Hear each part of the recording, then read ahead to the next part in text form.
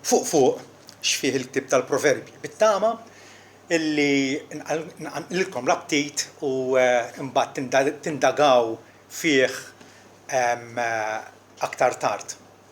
Da bħal meta jekk jiena mmur l-Iżvizzera u niġi lura konni eċċitat ngħidu x'pajjiż sabiħ, vera bil-muntanji u da fih kun kollox.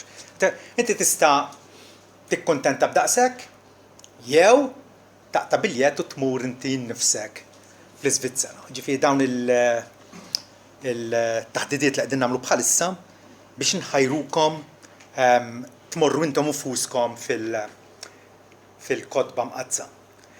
Proverbi 3 l-ewwel 12 vers. Isimgħuhom. Ibni. It-tagħlim tiegħi la tinsieħx. Iżda ħalli l-qalbek tħares il-kmandamenti tiegħi. Għax għomor twil snin ta' ħajja u sliem huma jżidulek. La tħallix it-tjieba u s-sewwa iħalluk. Orbothom ma' għonqok. Iktibhom fuq it-tavla ta' qalbek biex issib grazzja u stima għolja quddiem-Alla u l-bniedem. Afda fil-mulej b'qalbek kollha. U fuq femtek la tafdax. Aħseb fih fil-mixi kollu tiegħek u hu iwittilek triqatek. La żżommx lek innifsek baref, ibża mill-mulej u warrab mill-ħażen. Dan ikun saħħa għal għadmek u mudullun għal ġismek. Weġġaħ il-mulej bġidek u bl-ewwel frott tal-għalel tiegħek kollha. U l-matmurit tiegħek jimtlew bl-abbundanza u jfuru bl-imbit li maqsar tiegħek. Ibni, it-tagħlim tal-mulej la tistmellux u la tiddejjaqx bit-twiddib tiegħu. Għax il-mulej iwiddeb il-minħobb bħalma jagħmel missier ma' ibnu li bih jitaxxaq. Amen. Amen. Żid daqsxejn il-volume tal-mic, please. Ma nistawx? Għoret, ok. Mela nitolbu. Missier Rasmawiet, rrodu lek ħajr tal-li inti tagħti kasna. Jimpurtak ħafna minna. Jimpurtak minna wis aktar milli aħna jimpurtana minna nfusna. Għaldaqstant mulli aħna nirrikorru għandek sabiex inti tkompli tagħmel il-ħajja tagħna sinjura fil-barka, sinjura fil-feliċità. Nitolbuk mulej biex kif aħna nitalmu nissottomettu għal rieda sofrana tiegħek li hija dejjem tajba lejna. Hekk aħna mulej navvanzaw il-quddiem. U nitolbuk biex sewk aħna kbirna fl-età jew inkella għadna pjuttost ċkejknin, tolbuk mulej biex tqabbadna triq tiegħek iżżommna fiha sabiex aħna jirnexxielna nonorawk u nsebħuk kif inhu xieraq permezz ta' ibnek Ġesu Kristu. Amen. Amen. Jekk ngħidilkom aqbad barmilu pala ejja miegħi l-bidnija għax hemm teżor biex timpala u tieħu ġojelli u rubini u djamanti kemm trid. Ma temnunix hux vera. Però temnuni jekk ngħidilkom li f'dal tibċkejken hemm teżor. Min hu dak il-ġenju li tal-Gideons illi mat-Testament ġdid għamel is-sami u l-Proverbi. Għal żgħażagħ għal kwalunkwe li jaqrah għaliex hawnhekk għandna l-essenzjal tal-Bibbja kollha. Il-ktieb tal-Proverbi jiena meta kont għadni żgħir fl-20 tiegħi Kristjan tal-bidu ħabbejtu u niftakarni kont imur l-Argotti u f'kapitlu wieħed kont qatta sija sagħtejn nirrifletti fuqhom nitlob minn dak li qed naqra u għadna ħobbu sal-lum. Kont għamil dizzjonarju wkoll ġvar xrid kollox ikun skont il-kategorija tiegħi għaliex hemmhekk hemm teżorerija ta' mhux djamanti u rubini imma teżorerija ta' suġġetti differenti li niltaqgħu magħhom fil-ħajja, l-umiltà, it-talb u l-qima, it-tama tagħna falla, l-alkoħol u l-vizzju, l-kuntenti tad-dejn, l-emozzjonijiet tagħna kif jaħdmu, pereżempju l-lejra, meta tiġina l-lejra l-ħżiena, it-tqasqis, is-saħħa u l-mart, pariri u korrezzjoni, il-manswetudni, negozju, karità, vendetta politika, kollox imħallat. Fil-ktieb tal-Proverbji biex aħna ta' bilħaq ma kważi ma kull wieħed trid tieqaf u tixtarru sewwa. Is-suġġetti jkomplu għandek fuq l-unur mingħand il-bniedem, l-unur mingħand Alla, x-xjuħija, l-autokontroll, il-gideb. Ma l-ewwel sentenza jgħidilna li dal-ktieb kitbu Salamun, illi skont il-Bibja sebaq l-erf, ġifieri lin-nies orrif ta' żmienu tal-Lvant għaddihom bil-qabda. Hawnhekk ġifieri għandna raġel illi bl-erf li ta' Alla kiteb ħallilna l-erf tiegħu, ma mbagħad aktar quddiem nibdew nindunaw illi hemm awturi oħrajn bħal Agur bin Ġakej u wkoll insibu il-kliem tas-Sultan Lemuel. U anke n-nies ta' Ħeżekija għamlu wkoll kompilazzjoni tagħhom kollha fi ktieb wieħed. Jekk taqra kapitlu kuljum bir-riflessjoni ddum xahar biex tgħaddih dan il-ktieb. Però irridu noqogħdu attenti li ma naqbdux il-ħuta minn demba. Meta tibda taqra dal-ktieb, tinduna mill-ewwel li l-ktieb huwa mimli pariri tajba, suġġerimenti prattiċi għall-ħajja, ordnijiet morali, direttivi siewi għall-ħajja, twissijiet pertinenti, motivi biex tgħix tajjeb. Faċilment wieħed jaqaf il-konklużjoni li hawnhekk Alla qed jagħtini kors, illi jekk nobdihom dal-proverbji ħansalva bihom. Tifhem, ħanikseb mertu qudiem Alla, ħansir tajjeb u allura Alla se jaċċettani.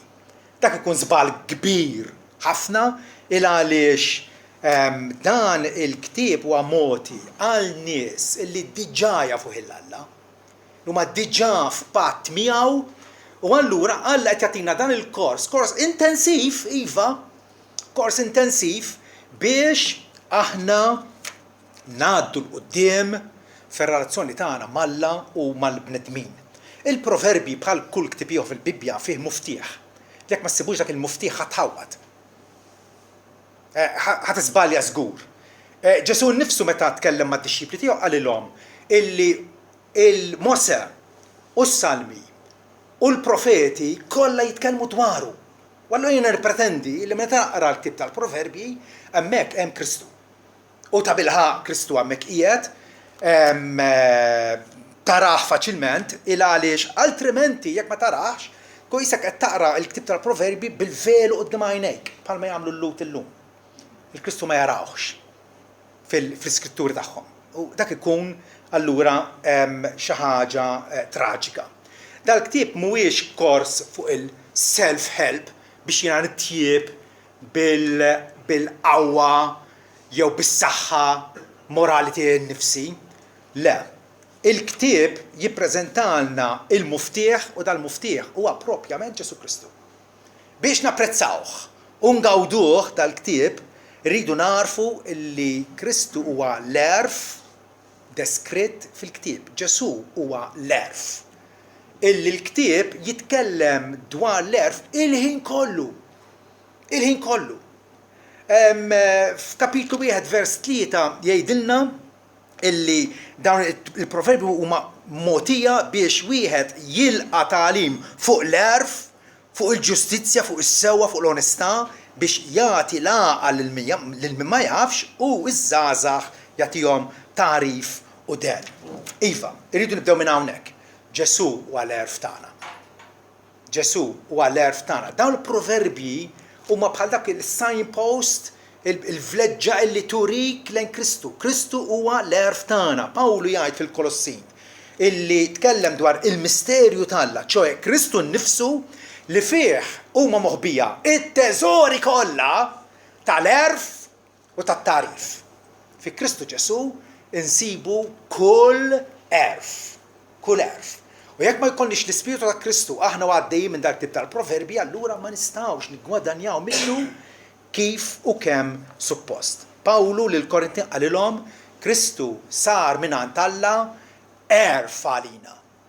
Kristu huwa s-sofija tagħna, l-erf tagħna. U allura tfittex l-erf u tfittex il-Ġesu u ma l-istess ħaġa. Meta ngħidu tfittex l-erf għal ħajja u tfittex il-Ġesu, meta Ġesu qalilna segwu lili, ġifieri qed jgħid segwu l-erf ta' Alla. Il-sapjenza jew l-erf fil-ktieb tal-Proverbi hija penġuta bħala xebba sabiħa u attraenti. Għaliex Ġesu hemm xebba ma xebba daqsxejn stramba din, ma Ġesu xebba li nnifsu ma mara meta tilfet dik id-drakma waħda minn 10 dawk il-muniti baqgħet tfittixa u tiknes id-dar sakemm sabitha mbagħad ferħet. Ġifieri daqshekk ma ġara xejn. Għaliex imxebħa ma' xebba u mhux ma' ġuvni, għaliex il-kelma Ebrajka għal erf hija ħokma li hija femminil. Mhux u. Allura hija ħaġa naturali li l-erf fil-ktieb tal-Proverbi huwa rappreżentat minn mara illi qiegħda illi qed tgħidilna biex nersqu leha, nażlu lilha fil-ħajja, nisimgħu minnha u nitalmu minn għandha. Kapitlu 8, pereżempju, vers 22, jgħidilna għax għand il-mulej jien din il-mara l-erf ġifieri. Għand il-mulej jien kont fil-bidu tal-atti tiegħu, qabel l-opri tiegħu, sa mill-qedem jien kont imwaqqaf sa minn dejjem sa mill-bidu minn ewl id-dinja. Jekk naqraw fil-Evanġelu ta' Ġwanni kif jibda. Fil-bidu kien il-kelma kien Alla, u l-kelma kien Alla, kollox sar bih u xejn ma sar minn għandu milli sar. Meta Alla ħalaq id-dinja ħalaq bl-erf u l-omnipotenza tiegħu, ħalaq permezz ta' Ġesu Kristu. U allura l-erf fil-ktieb tal-Proverbi huwa mqiegħed f'kuntrast ma' mara oħra, il-mara adultera. Il-mara illi tisseduċik jew tħajrek għal ħażen. Il-mara illi tispiċċa biex teqirdek għax tbedek minn Alla. Għandna allura dawn iż-żewġ nisa illi qed jikkompetu għall-attenzjoni tagħna. Lejn min se nersu? Lejn il-ħokma, l-erf, jew lejn il-mara illi twassalna għal traċedja. Ġesu huwa l-erf preżentat fil-ktieb tal-Proverbi u Ġesu wkoll għex l-erf li għaw fil-ktieb tal-Proverbi. Meta naraw il-ħajja ta' Ġesu għex skont il-prinċipji ta' dawn il-Proverbi. Ħajtu kienet wirja kontinwa ta' erf perfett. Mindu kien għadu ċkejken u mar fit-tempju, isaqsi l-iskribi u l-orrif tal-liġi u wkoll jgħallimhom ta' 12 sena. Vera? Ġesu għex dal-erf tal-Alla. Luqa jgħidilna li anke Ġesu kiber fit-tul u fil-erf fil-grazzja ma' Alla u mal-bnedmin. Ġesu kiber fil-erf. Ukoll Ġesu jagħti l-erf illi jgħu fil-ktieb tal-Proverbi. U jagħtih. Mhux xi ħaġa li int kapaċi takkwista bil-ħila tiegħek. U jagħtihulna. Ġarbu xejdilna. Jekk xi ħadd jonqsu l-erf, ħajjitolbu mingħand Alla li jagħtih b'ġenerożità mingħajr ma jmaqmaq. Alla lilu jridu nfittxu permezz ta' Ġesu biex appuntu jagħmilna sinjuri fl-erf tiegħu. Kull darba li Alla isejħilna biex nażlu l-modija tal-erf aktarx mill-modija tal-bluwa. Fil-ktieb tal-Proverbi dawn jissemmew sikwit. Il-modija tal-erf li twassal għal ħajja, il-modija tal-bluwa li twassal għad-diżastru. Ġesu jagħti l-erf. Pawlu jitkellem fil-Korintin jgħid aħna nitkellmu l-erf fost dawk li huma perfetti. Imma mhux l-erf ta' id-dinja. Mhux l-erf tal-filosofi ta' id-dinja. Iħsibu biex jikkontradixxu xulxin, le. Lanqas tal-prinċipijiet ta' id-dinja li jiġu fix-xejn, imma aħna nitkellmu l-erf tal-Alla f'misterju. Iva, l-erf moħbi li Alla waqqat qabel iż-żminijiet għall-glorja tagħna. X'inhu dal-erf? Pawlu qed jitkellem dwar Ġesu Kristu. Kompli jaqraw tara kif Ġesu waslinna l-erf mingħand Alla għax hu nnifsu l-erf illi Alla jgħidilna għandkom bżonnu u mingħajru assolutament ma tgħaddux. Jekk inti trid issir tabib, trid tattendi tal-inqas 5 snin kors universitarju. Jekk inti trid issir għaref, trid tirreġistra fl-iskola ta' Ġesu. Jera sek sempliċi.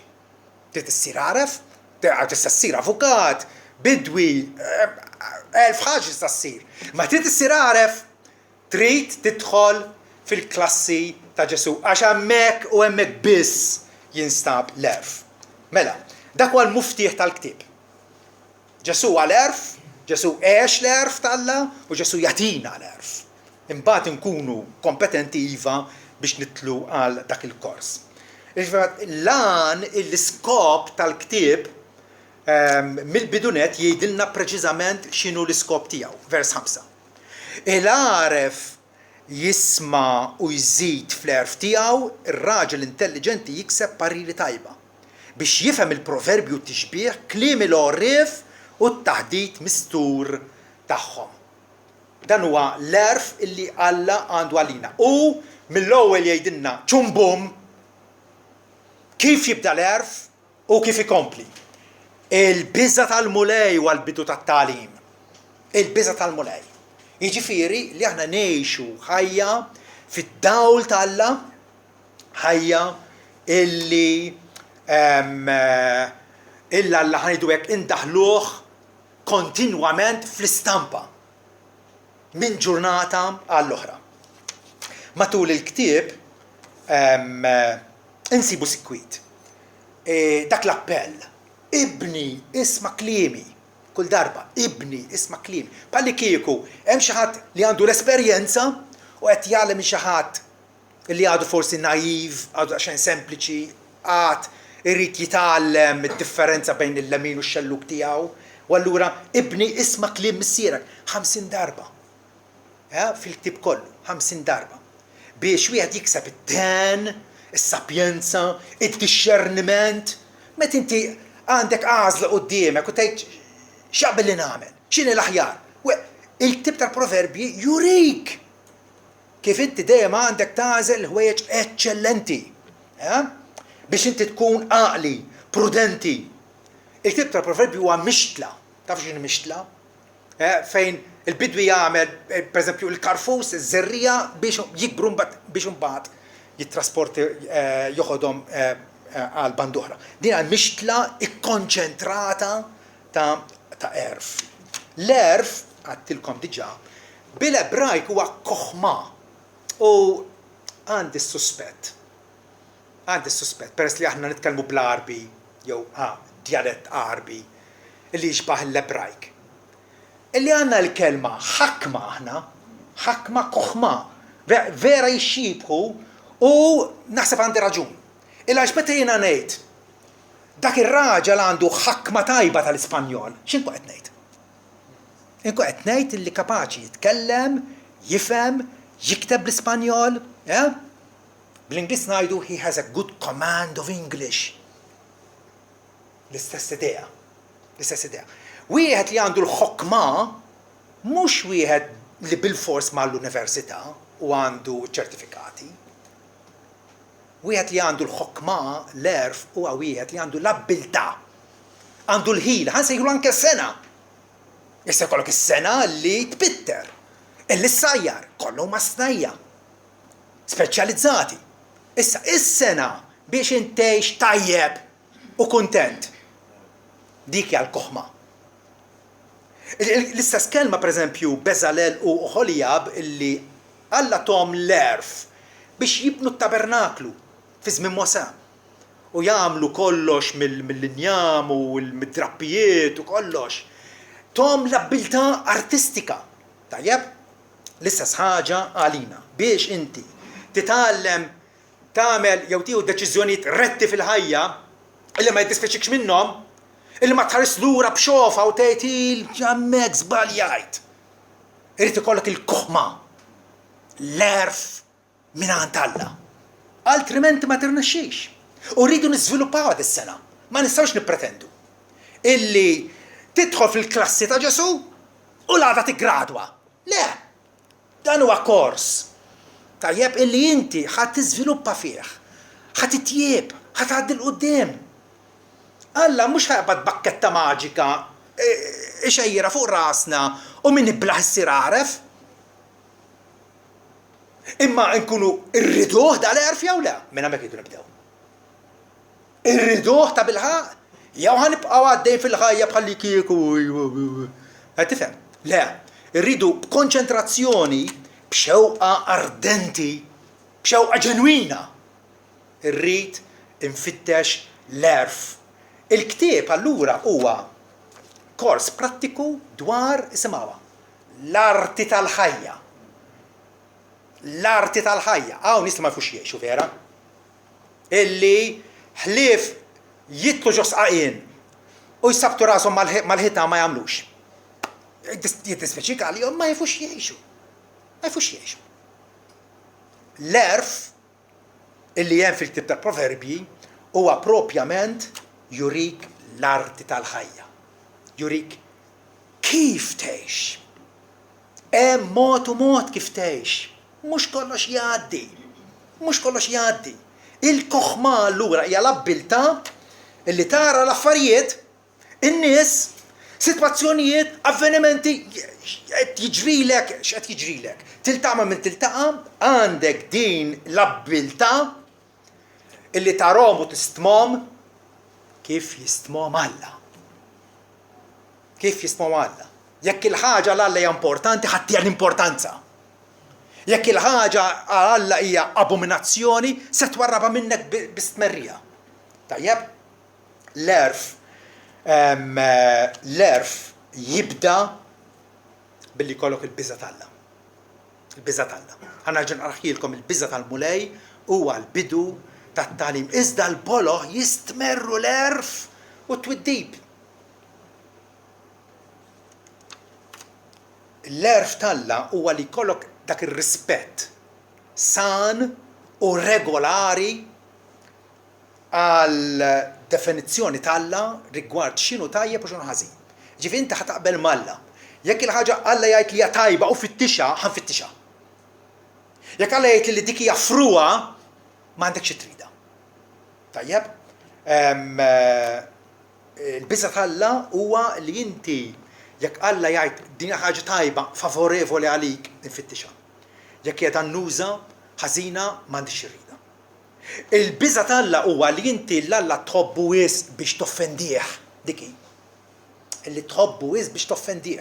Mhux inti mwerwer minnu bħalli kieku mamma mija.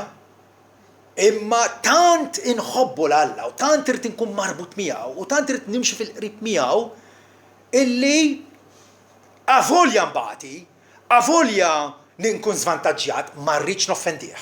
Dak huwa il-biża' tal-Alla. Li fil-ktieb jissemma 17-il darba immaġinaw. 17-il darba, kull darba. Jirrikmanda il-biża' tal-mulej. Dak it-tip ta' atteġġjament illi ibedek mill-ħażen. Ibedek mill-ħażen u allura jollilek il-livell tal-kwalità tal-ħajja. Jollilek. Il-ħajja minn xi ħaġa monotona, bla viżjoni, bla gost, bla pjaċir, le il-biża' tal-Alla jagħtik dak lan speċifiku għalfejn qed ngħix. Għalfejn qed ngħix, tiftakru għall-ġimgħa l-oħra. Meta niġi nqajmek fis-saatin ta' filgħodu, x'inhuwa l-għan ta' ħajtek, l-għan prinċipali ta' ħajtek, illi inservi u nigglorifika lil-mulej issa għal dejjem. Tajjeb? Dan il-kors allura fil-ktieb tal-Proverbi jgħod partikolarment għal dawk li huma diġà salvati, kif għattilkom. Għal dawk li diġà jafu lil-mulej, diġà jarfuh u jinsabu f'patt miegħu permezz ta' Kristu. Il-proverbji iħarġuk, jitrenjawk. Pa meta tmur il-ġim, tajjeb, filli għandek il-muskoli kollha mitluqin. Il-ġim tibda mbattara dak il-progress, tibda trabbi ċerta muskulatura, tħossok aħjar, tajjeb. Hija training biex il-ħajja tgħaddija b'suċċess. Issa meta ngħid b'suċċess ma jfissirx suċċess materjali ħassir miljonarju. Illi ssir sinjur quddiem Alla. Senjur qudiem Alla, mhux bħal dak li blaħ illi meta l-eliq tiegħu tant taw prodott tajjeb il qal ħanżar mal-imħażel li għandi nibni kbar u l-ruħ ngħidilha strieħ ruħ issa għandek kollox. U għallu jgħiblaħ. Mhux dak it-tip ta' suċċess li rridu aħna, rridu s-suċċess illi meta wieħed kif jgħid fil-Proverbi 16 ikkommetti triqtek lil mulej u l-pjanijiet tiegħek se jkunu stabiliti hemm aħna. Meta aħna nikkommettu nafdaw fil-mulej. Fit-triqatna kollha il-pjanijiet tagħna jirnexxu. Għaliex jirnexxu? Għax ikunu l-pjanijiet u l-ħsibijiet li Alla nnifsu għandu għalina. Tajjeb? Għax ħajti hija allura fidejh. L-erf offrut hawnhekk tgawdi billi allura issegwi id-disin jew il-pjanta illi s-sultan benevolenti għandu għal kuntentizza u il-barka tiegħek. Meta nitkellmu dwar il-barka, qegħdin ngħidu li Alla iridna nkunu kuntenti. Il-ħaġa li tisraq ilna u tċaħħadna mill-ferħ u għal-ħażen. Il-ħaġa li il-ħajtana tagħmilha sinjura hija il-dusija. U allura ħantikom ftit suġġerimenti jekk intom beħsiebkom titlu f'dal-ktieb u tibdew taqrawh. Suġġerimenti li l-ewwel nett, ovvjament, f'kull studju tal-iskrittura it-talb. Mulej, għejni biex nara il-ġmiel tal-kelma tiegħek, biex nara kif jien nista' napplika. It-talb ovvjament, imma mbagħad uża wkoll is-sens komun. Alla tagħna moħħ u jippretendi dak il-moħħ nużawh. Jekk aħna ngħidu bil-Malti proverbju Malti. Kliem ix-xieħ żomm fih. Tajjeb. Huwa proverbju tajjeb. Imma jekk inti tgħid mhux hekk tgħid darba mort nitlob parir mingħand raġel ta' 8 u ta' 85 sena, qed tifhem hu tani parir diżastru. Żgur jekk dak kien imbagħad bid-dimensja pereżempju. Jew fenna fjena għex ħajtu sakranazz. Qed tifhem. Il-prinċipju però huwa hemmhekk huwa tajjeb. U meta ngħidu kliem ix-xieħ ma jfissirx xieħ għax għandu d-daqna bajda issa. Kliem bniedem ta' esperjenza. Uża s-sens komun. Tajjeb? Ħafna mill-proverbji huma probabbiltajiet dwar il-ħajja. Probabbiltà, ġifieri wis probabbli hekk se jiġri ismaħa. Kapitlu 10 vers 3. Il-mulej ma jħallix ruħ il-ġust imġewħa, iżda hu jarmi ir-rejba tal-ħażin. Il-mulej ma jħallix ruħ il-ġust imġewħa. Pero għaw kristjani fid-dinja li qegħdin nibagħtu l-ġuħ. Għana qegħdin ngħidu hija normalment u probabbilment dawk in-nies li Alla qegħdin jonoraw Alla jipprovdilhom. L-istess ħaġa vers 27. Il-biża tal-mulej iżid l-omor. Iżda snin il-ħsiena jiqsaru. Dejjem hekk imma rridu nħallu issa għas-sovranità t'Alla. Alla huwa sovran. Illi ħajjitna jagħmel skont kif jogħġbu. U allura l-oġba tiegħu hija dejjem tajba għalina. U wkoll rridu niftakru li l-proverbji huma konċiżi, huma osra. U allura mhux joqgħod jgħidlek l-eċċezzjonijiet. Aħna għandna sens komun, irridu nużawh. Tajjeb? Kultant il-proverbji huma osservazzjonijiet, pereżempju jgħidlek illi min ixaħħam isib suċċess. Żgur li isib suċċess. Imma qed jgħidlek biex tagħmel hekk? Le, għax mbagħad hemm proverbju ieħor li jitkellem kontra it-tixħim. U jgħidlek biex ma tinvolvix ruħek fih. Suġġeriment ieħor huwa illi il-qwiel ħafna drabi iwissu dwar il-konsegwenza. Ġifieri jiftulek għajnejk minn qabel. Illi qed tagħmel hekk ħajġrilek hekk. Kapitlu 10 vers 1. Iben għaref iferraħ il-missieru, iżda iben iblaħ u lali tommu. Iben għaref iferraħ il-missieru, dejjem jiġri hekk. Jekk forsi għandek missier illi minn ibnu pretenda illi flok perit jilħaqlu avukat. U dan ma mhix skwada. U allura forsi ma ferħux. Qed tifhem. Irridu inħallu dak iċ-ċerta wisa. Il-proverbju wkoll huma memorabbli il għaliex ma jkoprux is-sitwazzjonijiet kollha tal-ħajja. Inti tista' tgħid imma jiena naf il-dak li ma ġralux hekk. U l-proverbju qed jgħid mod ieħor. Pereżempju, derri t-tifel fit-triq li għandu jmur u meta jikber ma jitlaqx minnha. Qed tifhem? Għandek ġenituri illi t-tifel minn tkunitom derraw fil-beżet Alla, għalmuh il-Bibja. Imbagħad forsi kiber u ma bax interessat. Qed tifhem? Jista' jiġri imma bħala regola ġenerali iva, meta derri l-ibnek fit-triq li għandu jmur, dik it-triq jibqa' jirrispetta. Tajjeb? Li qegħdin ngħidu huwa il-proverb ma jkoprux kull possibilità. Dik żomma f'moħħok. Ukoll il-proverbi tiftakarhom għax xi wħud minnhom jużaw l-umorizmu. Għandu dik it-bissima fuq fomok. Isimgħu wieħed minnhom. 11-22. Bħal ħolqa tad-deb f'imnieħer ta' ħanżir hekk mara sabiħa nieqsa mill-għaqal. Ja nisa. Qis li jkollkom l-għaqal għax inkella tkunu bħal ħolqa tad-deb f'imnieħer ta' ħanżir. Tiftakarha bil-fors din. Vera, hemm ċerta umorizmu illi jgħalmek, illi jnikżek. Isimgħu dit tabtipa li jagħti lill-għażien. L-għażien meta jibda jaqra l-ktieb tal-proverbi jew jarmih il-bot minnu. Jew jgħid hawn jiena sibt kappell Eugenie. Isimgħu, l-għażien 26-13. Jgħid l-għażien hemm miljun fit-triq, hemm ħafna ljuni fit-triqat. Biskuża biex jibqa' ġewwa ma jagħmel xejn. Bħalma jdur il-bib fuq qarqubu jew fuq iċ-ċappetti tiegħu, hekk l-għażien idur fuq friexu. Ħsibu biex joqgħod fis-sodda, qed jagħmel attività, imma dik l-attività ma tiswa xejn.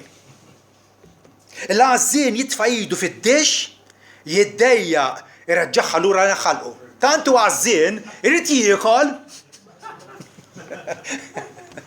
Vera?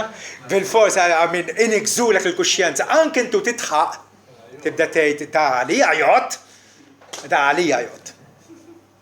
Il-proverbju wkoll ma jargumentawx miegħek. Anzi, jassumu ħafna affarijiet, jassumu li inti qed tagħti lokal ċerta ħwejjeġ. L-iskop tal-proverbju huwa mhux biex jispjegalek xi ħaġa fid-dettall kollha tagħha, imma biex jagħtik espressjoni ippuntata. Proverbju jisu labra li nikżek. Qed tifhem? U tgħid u timxi din bil-fors. Dak huwa l-proverbju. Proverbju huwa twil, dak ma nsejħulux proverbju, nsejħulu paragrafu. Proverbju se dik is-sentenza qasira. Xemxu xi tal-life meta daqshekk. Qed tifhem? Issa tgħidli ma l-uffiċċju meteoroloġiku jaf meta ġejja x-xita. Mhux dak l-iskop. Mhux dak l-iskop. Tajjeb? Mela, il-proverbju kolx sikwit jużaw iġbijat, qablu ħaġa moħra, ma tix toħodhom letteralment ħafna drabi. Kapitlu 13, vers 14 jgħidilna tagħlim il-għarif huwa għajn ta' ħajja biex taħrab mixbiek tal-mewt. Għajn ta' ħajja. Għandek bżonn l-għarf. Ħafna tiġbiħat biex isiru vividi u anke memorabbli. Tiftakarhom. Hemm proverbi li jgħalmuk il-valur jew il-valuri tal-ħajja. Ġifieri hemm ħwejjeġ tajbin, hemm ħwejjeġ aħjar, imma hemm ukoll ħwejjeġ l-aħjar. Ħafna drabi jgħidlek aħjar, isimgħuha. Kapitlu 21 vers 9. Aħjar toqgħod frokna ta' setaħ inkella ma mara ġellieda f'dar kbira. Jekk kolk il-mara tittoqgħod magħha imma tippreferi titla' fuq il-bed u toqgħod għal hemmhekk. Dik il-aħjar mela jaqbillek allura biex ma tibqa' ġellieda tieħu ħsiebha u tħobba iżjed vera tagħti każ x'inhi tgħidlek. Mela, il-proverbju huma ħannieqa ta' dikjarazzjoni suċċinti f'osra tajjeb bħal meta qed tieħu l-mistura. Tajjeb? U normalment huma mħalta flimkien apposta. Apposta. Biex inti ikollok tieqaf għax is-suġġett inkollu jinbidel. Però kultant issib tewmin ta' proverbji huma qegħdin ma' xulxin apposta għax imorru flimkien. Isimgħu wieħed minnhom kemm huwa interessanti dan. La tweġibx lill-liblaħ skont bluħitu li ma ssirx bħalu intu koll. Immedjatament wara. Lill-liblaħ wieġbu skont bluħitu biex ma jidhirlux li huwa għaref. Qed jikkontradixxi lil nnifsu. Xi tfisser din? Ma nistax nidħol fit-dettall, imma qed jgħidilna li hemm sitwazzjoni meta l-liblaħ aħarbu għax ħaħlilek ħinek. Hemm sitwazzjonijiet fejn għandek tikkonfrontaw u turih il-bluwa tiegħu. Xerf, vera? Hemm sitwazzjoni li inti messek tindaħal fiha. Hemm sitwazzjoni hija aħjar taħrabha. Tajjeb? Mela. Dawn il-proverbji u l-qwiel huma reliġjużi. Kif se ngħixu mhumiex proverbji bħal proverbji Maltin, pereżempju.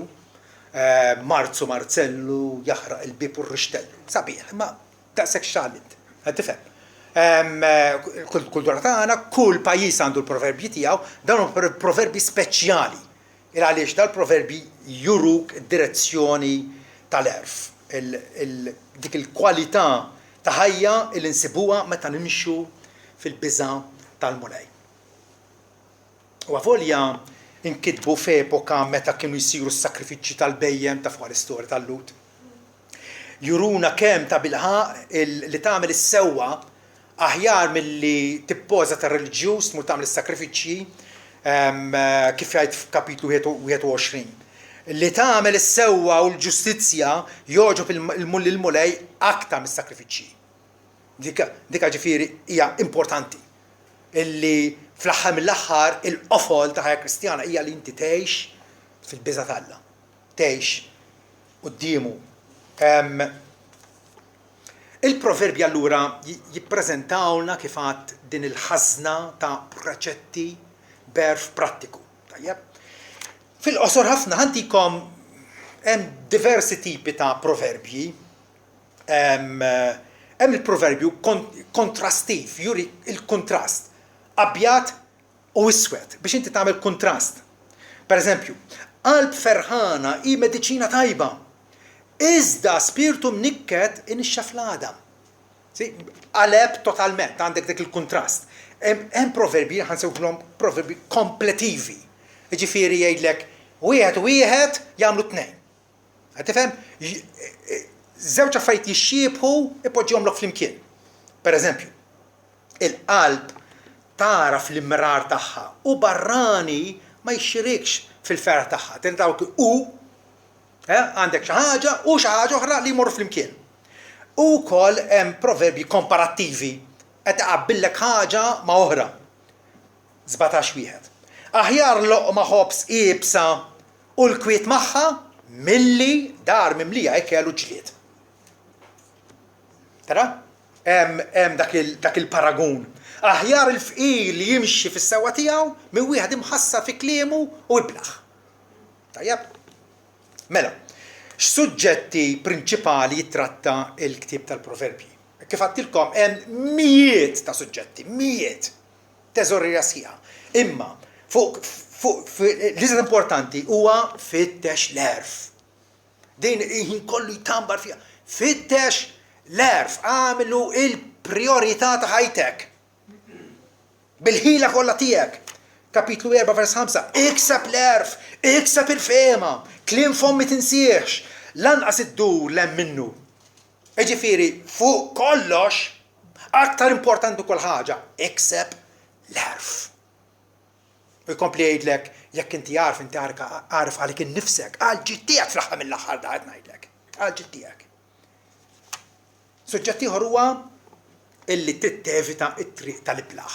Evita akkosta kollox tindaħalx mal-boloħ għax issir iblaħ bħalhom. L-ibla huwa mhux minnu stupidu jew bla skola ta'. L-ibla hu min jinjora lill-Alla u r-rieda tiegħu. اللي jidhirlu اللي kapaċi jgħix mingħajr Alla. Dak huwa l-iblaħ. L-iblaħ jgħid f'qalbu m'hemmx Alla. Tifhem? Finalment, it-triq tal-iblaħ twassal għad-diżastru u t-traċedja. Proverbi minnhom jgħid hekk ara il-boloħ jiċċajtaw bid-dnub. Vera jew le din? Jiċċajtaw bid-dnub. Jiċċajtaw dwar l-infern. Dak huma l-boloħ.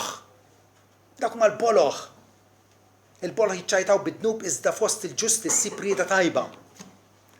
Aktar tard jgħidlek min jafda f'qalbu stess u baħnan. Tafdax f'qalbek stess, afda fil-kelma imqazza ta' Alla. Mhux jidhirli naħseb fil-fema tiegħi. Qed tifhem ħatafet żgur. Min jafda f'qalbu stess huwa baħnan. Semmejna diġà las. Il-proverbji għall-Lut kienet xi ħaġa no illi tkun għażin. Għatem infatti l-Lut kellhom li anke jekk inti tkun tifel ta' skola, missiera kien jgħalmek sena biex tħaddem idejk. Las inevitabilment iġib il-mistija. Kien hemm xi ħadd qal jaffaxxinani x-xogħol. Ma nixbax nammiraħ, inqatta sigħat twal inħares lin-nies jaħdmu. Dak huwa l-għażien. Dak huwa l-għażien. Mela, ukoll il-valur tad-dixxiplina. Id-dixxiplina met inti għandek orarju, għandek timetable, għandek mira fil-ħajja. Qed tifhem? M'intix mitluq u jiġi le, imma għandek pjan u dak il-pjan poġġejt qudiem Alla u titesegwih. Bid-dixxiplina. Id-dixxiplina fuqek innifsek ma wkoll dixxiplina lejn ħaddieħor taħt il-ħarsin tiegħek it-tfal pereżempju fil-familja. Il-proverbji jafsu ħafna fuq il-ġenituri it-tfal iddixxiplinhom u iddibhom, ikkorreġihom l-aħjar mod kif tħobbhom dak, ha? Min iħobb id-dixxiplina jgħidilna iħobb it-tarif u min jobgħod iċ-ċanfir huwa stupidu jgħidilna. Jekk inti m'intix kapaċi tisma' xi ħadd tiġi biex jikkorreġik, anke forsi biex waqqak għaċ-ċajt, nagħmlu għalha. Meta xi ħadd jikkorreġik ifraħ għax jimpurtah minnek. Suġġett ieħor li jitratta kemm il-darba huwa l-ħbieb. Il-ħbieb, xi ħbiberija għandek fil-ħajja? Il-ħbieb ġenwini għandhom ikunu apprezzati fl-għoli. U ftit ħbieb tal-qalb huma aħjar minn ħafna ħbieb. Ma tistax timmaniġġi ħafna ħbieb fil-ħajja, ma tistax. Il-ħbiberija wkoll trid tintrebaħ, trid tagħmel ħbieb, inti trid tkun friendly wkoll allura. Ukoll irid ikollok dispożizzjoni ħelwa biex tikseb il-ħbieb.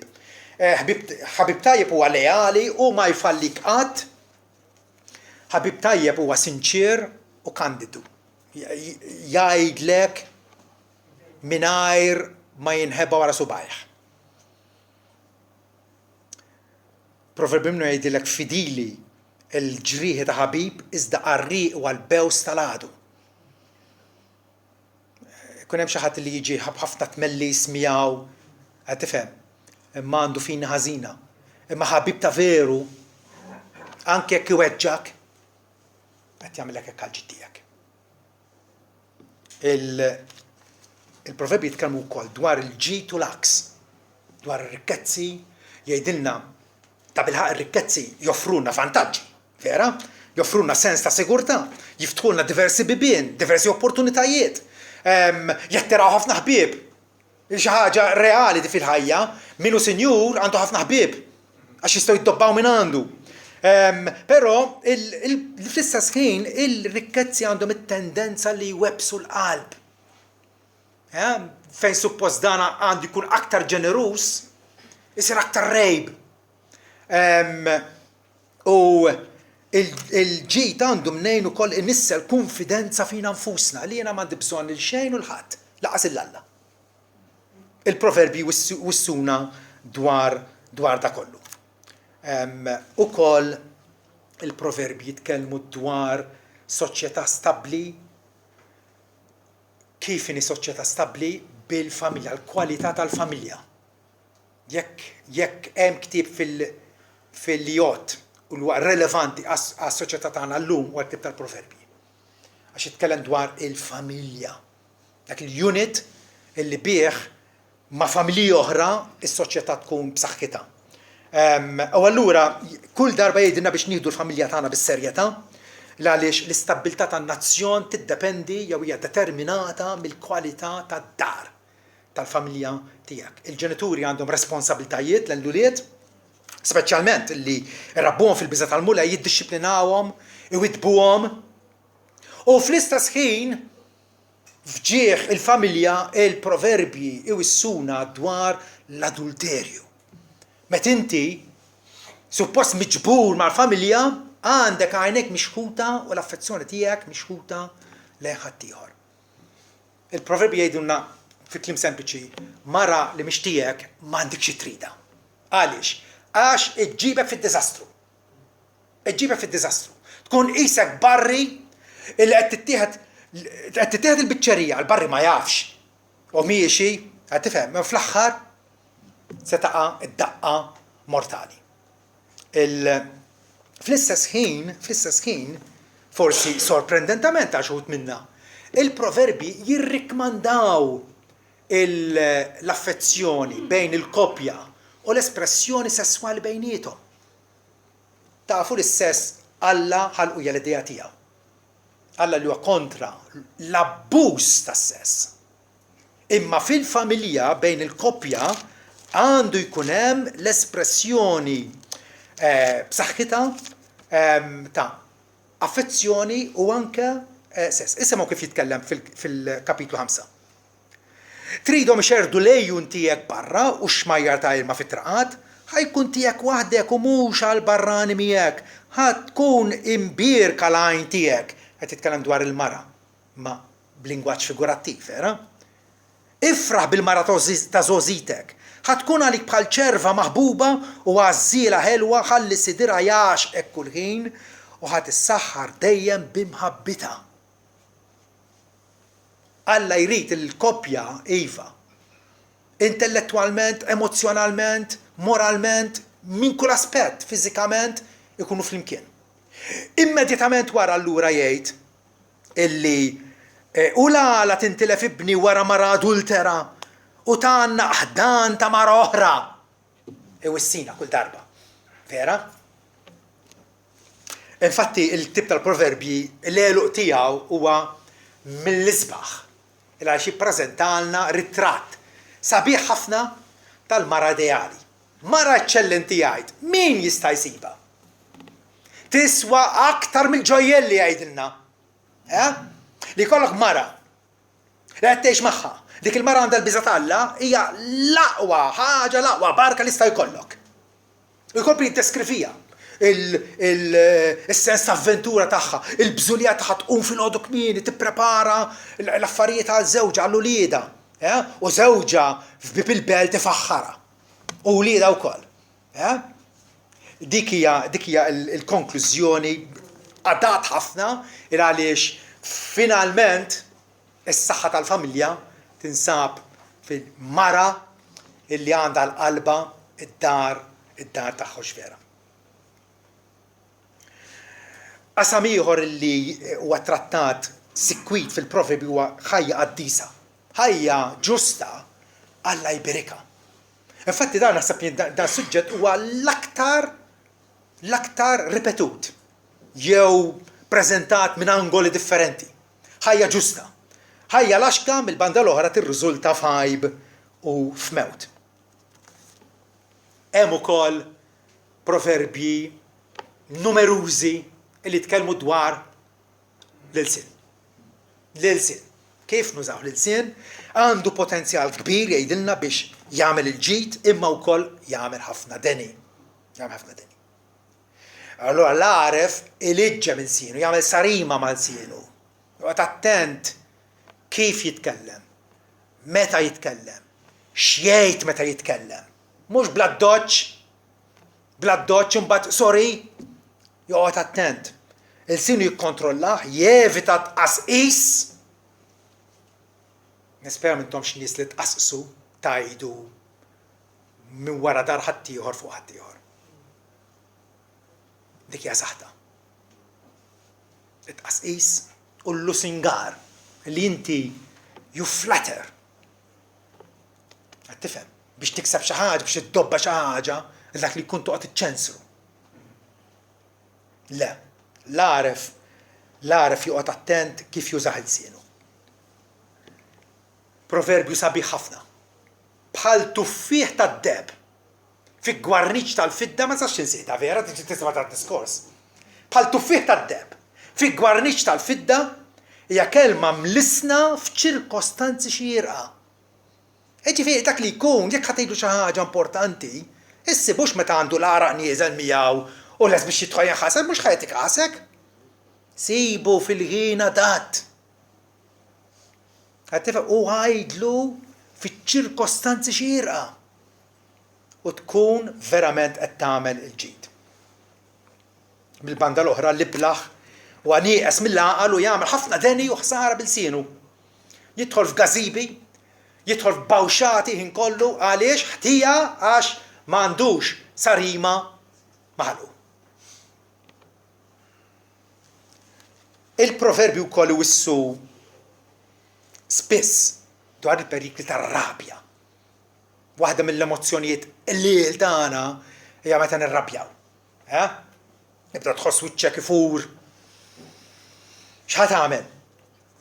Proverbju 14 min idum biex jinkorla għandu fehma kbira. Mhux għal kull ħaġa qisek il-ġiġġi fogu tal-festa. Ikkalma. Żomm lura. Żommlu biex qed ngħid, il-proverb ma jgħidulniex biex insiru statwi tal-ġibs bla emozzjonijiet, imma noqogħdu attenti kif nużaw l-emozzjonijiet, speċjalment ir-rabja, Xi ħadd qal min kapaċi jirrabja bla ma jagħmel dnub, messu ma jirrabja għal ebda ħaġa ħlifa dnub. Min kapaċi jirrabja bla ma jagħmel dnub u Ġesu rrabja kemm il-darba bla ma għamel dnub. M'għandu jirrabja għal ebda ħaġa ħlifa dnub. U hekk għamel Ġesu. Ġesu meta ra l-lebusija tal-keffrija u l-mibeda tan-nies għax ma ridux li fejq ir-raġel bidu nixfa fis-sinagoga għax kien is-sibt, irrabja għalihom. Meta ra dik il-mibeda f'qalbhom. U qegħdin fis-sinagoga da biex jqimu l-Alla. Għamilha bħala prinċipju. Jekk ħanirrabja għal ħażen. Mhux għax ħadd panċer u aħna saltat tal-appuntament. Forsi ħadd panċer għax kellek bżonn tibdel it-tajjeż u ma bdilthomx ma qed jagħtihek. Jekk qiegħed id-dar u nħarqetlek il-lażanja, tirrabjax jekk int lift fil-mobile li din kollu b'tektek. Ja ħafna drabi il-ħażen nagħmluh aħna nfusna fuqna nfusna. Tajjeb, ir-rabja meta taf li għandek il-ħabibtek qed tippjana abort u sejra x'imkien biex tagħmel abort hemmhekk ir-rabja iva. U r-rabja magħha u iftħel għajnejha. Mar-rabja irridu nsemmu wkoll il-ġlied u l-battibekki. Parti mill-ħajja ta' ħafna nies illi ġlieda jikluha. Il-proverbi jwessuna dwar dawn ir-realtajiet. Illi ħin kollu tara kif taqla tilwima. Wieħed minnhom jgħidilna l-bidu tal-ġlied huwa bħal fuq tal-ilma. Allura abbanduna t-tilwima qabel tixkatta. Ġifieri jekk inti qiegħed with lejha ċaddu klejks. Tajjeb, m'hemmx dak l-qoħ tal-ilma. Jekk tkun taf tkun taħtu inti dak l-qoħ. U taf li qiegħed ħajinfaqa eżatt, x'tagħmel tibqa' hemmhekk? Barbar, taħrab. U meta tara ġejja ġlieda, warrab. Ma jqbillekx tibqa' hemmhekk. Ħadd tiġi l-ħsara. Il-ġlied u l-battibekki. Ukoll mhux b'sorpriża. Alla li tagħna l-ktieb tal-proverbji qed jgħidilna wkoll tagħlmu mill-ħolqien tiegħi kemm il-darba fil-ktieb. Jiġbdilna attenzjoni fuq in-natura ta' madwarna. Ġesu mhux hekk għamel ħarsu lejn il-ġilji tar-raba, lejn l-għasafar tal-ajru u jgħallimna minn dal-affarijiet. U l-ktieb tal-proverbji jagħmel l-istess. Kapitlu 30, vers 24. Ara, ċertu wkoll gustusi dawn. 4 huma l-iżgħar ħwejjeġ tal-art. Iżda huma wisq orrif. Issa l-iżgħar ħwejjeġ ħajsemmi pereżempju il-badger li mhuwiex daqshekk żgħir. Imma uża sens komun. Qed jgħidlek dawn ħansemmilkom 4 affarijiet li huma pjuttost żgħar imma araw daqsxejn x'nistgħu nitgħallmu minnhom. 4 affarijiet huma l-iżgħar fost l-art li huma wisq orrif. In-nemel. Ġens mhux qawwi, iżda jħejji fis-sajf l-ikel tagħhom. Il-badger, ħanidlu t-taħax, hawnhekk għandi fnik imma traduzzjoni ħafifa ma tkunx preċiża. Din ngħidu ħafna. Mhux il-fnik, it-taħax. Imma t-taħax x'inhu badger m'aħniex Malta. It-taħax huwa ġens blaħila, iżda jagħmlu fil-blat il-bejta tagħhom. Il-ġradijiet m'għandhomx sultan, iżda joħorġu kollha mqasmin ishom armata waħda. Il-gremxula tista' taqbadha f'idek, iżda tidħol fil-palazzi tas-slaten. Tibda tirrifletti u tgħid, żomm ħadax qed jgħid hawnhekk. Qed ipoġġili 4 annimali. 4 annimali. U għandhom kollha l-iżvantaġġi tagħhom. In-nemlu żgħir ħafna. It-taħax qed tifhem. U kollha għandhom kif jissopravivu, kif jgħaddu l-qudiem, kif isibu suċċess. Ġifieri qed ħarsu qed jgħidilna lil dawn kreaturi komuni. Minnhom titgħallem tippjana bħan-nemel, titgħallem is-saport u l-prudenza bħat-taħax, titgħallem l-organizzazzjoni u bħalma jagħmlu il-ġurati, organizzazzjoni. Jgħaddulek flimkien vera, għavolja m'għandhomx kaptan. U wkoll il-gremxula li tadatta ruħha. Tista' taqbadha f'idek, tista' ssiba fl-għala, imma anke fil-palazzi tas-slaten issiba. Tadatta ruħha. X'tagħlim! X'tagħlim mill-affarijiet li Alla poġġa madwana. Vera? Il-proverbi wkoll jafsu ħafna mhux biss fuq il-kondotta esterna, imma wkoll fuq interess speċjal fuq il-qalb. X'hemm ġewwa l-attitudni tal-qalb. Assess il-qalbek bil-bżurija kollha għax minna inixxu lejjum tal-ħajja. Mela, infakrek. Dal-ktieb ma juriniex direttament kif nistgħu nsalvaw, imma jagħtina kors għal dawk li huma salvati biex igawdu l-ħajja aktar bil-kotra kif Alla intenzjona għalina. Ma jgħidun flimkien allura isawrulek l-andament ta' ħajtek minn iblaħ issir għaref għax titgħallem tgħix taħt il-ħakma provvidenzjali tal-ħallieq tagħna. U l-proverbi għandhom ħafna ifakruna ħafna dwar li Alla huwa sovran fuq ħajjitna. Aħna se nagħmlu sa ċertu punt ma Alla huwa sovran qed jaħkem fuqna l-koll, moħħ il-bniedem jippjana triqtu jgħidilna. Iżda l-mulej jiddereġilu l-passi tiegħu. Taraw? Ix-xorti tintefa' fil-ħoġor, imma kull deċiżjoni tagħha hija mingħand is-sejt. Kull deċiżjoni ta' anke affarijiet li jidhru aċċidentali huma mingħand Alla. Qalb is-sultan hija bħas-swieqi tal-ilma f'idejn is-sit, kull fejn jixtieq da wara. Mhux biss il-min jitla fil-gvern, imma anke d-deċiżjoni ta' kull qalb tal-bniedem hija mingħand il-mulej. Aqraħ bil-pawża dan il-ktieb. Tiġrix, jekk ħatiġri, ħatiskejtsa minn fuqu, ma ħajmillek ebda effett. Trid meta tpoġġi perlina ġo ħalqek, mhux tkissirha u tiblaħħa. Tħallija s-soffa u tħallija toħroġ it-toma tagħha. Hekk din il-meditazzjoni fuq dawn il-proverbi nkunu qbadna t-triq bil-garanzija din. Għal ħajja kuntenta. Għal ħajja ferħana. Proverbi 3 vers 13 jgħidilna ħini huwa l-bniedem. Ħini huwa l-bniedem li jsib l-erf. U l-bniedem li jikseb id-den. Jalla tkun wieħed minnhom. Amen.